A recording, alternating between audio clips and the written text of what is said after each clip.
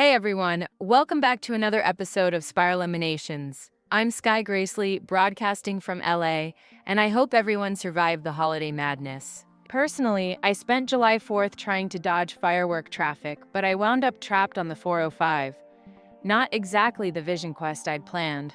And I'm Reece Barrows, here in London, where it's just been endless drizzle. I spent my weekend with a dense philosophy book, not meditating on any ley lines. Well, not this time anyway. And a huge thank you, as always, to Brian Lieberman, our sound sorcerer and audio engineer. He's the reason the show sounds so clean. He fixes all those little pops and glitches and makes us sound professional. If you're new here, this is Spiral Emanations, the podcast where we shine a light on the hidden forces shaping the world behind the headlines. Tonight we're diving into a story that caught a lot of folks' attention. The dramatic rescue of a solo climber stranded high on Mount Williamson with a broken leg. But as always, we'll be exploring the deeper mysteries beneath the news. Absolutely. Mount Williamson is more than just another peak for locals. It's got layers, ancient stories, secret histories, all sorts of strange events. We knew we needed an expert. Which is why we're so excited to welcome our guest, Sabina Leclair.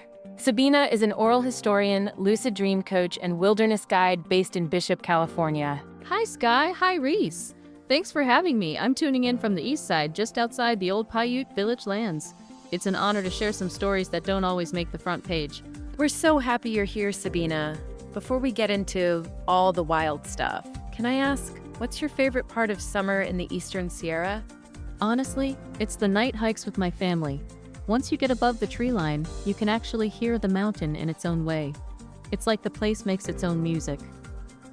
That's something people miss if they're just rushing up for the summit. There's a whole world if you slow down in wild places. So, just to catch everyone up, on July 2nd, a woman was climbing Mount Williamson and took a really bad fall way off the main trail. She broke her leg in a serious way, like bone showing, and lost a bunch of her supplies. She managed to get a satellite SOS out, but was stranded for over 28 hours at nearly 14,000 feet. The rescue was huge. Local search and rescue teams, highway patrol, even the National Guard airlifting her out in wild weather. This was all over the news, and honestly, just getting her out alive was a miracle. That's some of the highest and most treacherous terrain in California. Mount Williamson doesn't have the fame of Whitney, but it has a reputation among climbers for being unforgiving and a bit haunted. What a lot of people probably missed is that in a few interviews, this woman talked about these really strong hallucinations before the rescue. She said she saw blue lights and even some carvings on rocks that she'd never noticed before. That's exactly the kind of thing that caught our attention. Because for people who really know Williamson, strange visions and odd experiences are almost part of the terrain. And that's why we wanted to bring in Sabina. Sabina, can you get us started? Why do people in the region call Williamson the Dreaming Mountain? For Paiute and Shoshone families, Mount Williamson is one of the Singing Bone Mountains. These are places you'd go alone, sometimes for days, to seek answers in your dreams. Some people would be chosen to become dream walkers, sleeping on the heights, hoping to meet the blue-wrapped ones. When you say, blue-wrapped ones, are those supposed to be spirits or, like, something else? The blue-wrapped ones are usually described as glowing shapes, figures wrapped in blue light. Sometimes they're spirit guides, sometimes messengers. And in a lot of stories, they appear just when someone is at their limit, searching for a way home or an answer they can't find on their own. So, do people still have dreams like that now? Or is it just, part of the old stories? Oh, it's still happening, especially after big events, or times when someone's really in trouble. There was a whole wave of reports after this rescue. Hikers said they were guided out of bad weather by dream symbols, or stumbled across carved stones just when they needed help. So the mountain isn't just a backdrop for danger, it's a threshold. And Sabina, you've actually tracked these stories for years. I have, yes. There are odd compass failures, people swearing they were led by someone invisible, hikers bringing back unfamiliar tokens. The stories just keep coming, and a lot of them start with someone out there alone, facing something huge. That is so wild! Sabina, all of this just makes me think of that backstory you shared with us before the show. the story about the ancient rift between the two medicine people. Can you tell our listeners what really happened on the mountain and how it relates to what's going on up there now? Definitely. There are old stories from the Paiute about Sonahele and Tommy Watt. Sonahele was this really gifted dream scout . She could sing the mountain awake and find visions by lying on the big quartz veins. But Tommy Watt, her rival, wanted that power for himself. He started using things that were forbidden, like iron and salt, to try to block Sonahele from reaching her visions. That caused a serious rift, both between them and in the whole spiritual current of the mountain. After their last clash, Sonahele vanished. The stories say she hid a carved quartz resonance stone on Williamson to keep the dream connection alive until someone truly in need found it again.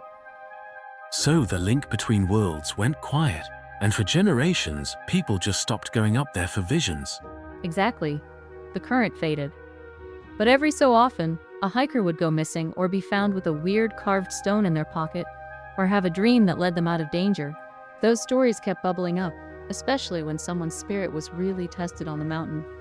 So when this climber faced her own ordeal, injured, alone, totally desperate, she basically reenacted the old story. Pain, a vision, a token, and a rescue that wasn't just about getting out alive, but maybe about waking something deeper. That's what it looks like. Since her rescue, I've heard so many reports, more dreams, more tokens, more people saying the mountain feels different now. That gives me chills. So if, this dream current is active again, is it possible that more people could have, almost psychic experiences out there? Even if they're just regular hikers? That's actually been happening for weeks. There were 2 local teens who got lost, then found their way back by following a dream about blue lights. They'd never experienced anything like that before. And there have been stories about electronics just going haywire, satellite phones failing, GPS acting up. Could the energy of the mountain actually be the reason for that? That goes way back. The mountain is laced with quartz, and the old stories say those veins can scramble not just compasses, but your whole sense of direction, maybe even your state of mind. It's almost like the quartz amplifies whatever you need in that moment. So, is that a good thing, or should people be, cautious? Is it dangerous? It's a real gift, but you have to approach it humbly. Just because you have a vision doesn't mean you're meant to act on every symbol or message. Sometimes those dreams are just trying to keep you safe, or show you who you really are when you're tested. That's a good takeaway for anyone heading up there. If you find a strange stone, maybe don't try to put it on eBay. Leave a thank you, or pass it on. Adding that to my next packing list. No pocketing mysterious artifacts. Leave the magic where it lives. I honestly just love the idea that something about being out in wild places can, totally change you, even if you're not into any supernatural stuff. It's a great reminder that sometimes the truly strange things happen when you're alone and open. Maybe it's spirits, maybe it's your own mind watching out for you. Okay, but Reece, would you actually ever do a Dream Quest solo at 14,000 feet? Or do you just wear embroidered slippers up in the high country? I do own boots, Skye, real hiking boots. I'll make you a deal. I'll try them in the mountains if you promise to bring all the snacks, safety in numbers, and snacks. I'll send both of you a map. But dream work? You'll have to do that for yourselves. Fair enough. Sabina, thank you so much for sharing these legends. It's kind of breathtaking to think about what could be happening just beneath our feet. And if you want to learn more, check out Sabina's workshops and oral history projects. She's doing amazing work out there in Bishop, so definitely look her up online. Sabina, thank you for bringing your stories and wisdom to Spiral Emanations. And, as always, thanks to Brian for keeping the soundboard humming. Wherever you're listening from, whether you're downtown, in the suburbs, or 1,000 feet up, keep your mind and your boots open. We'll see you next week on Spiral Emanations.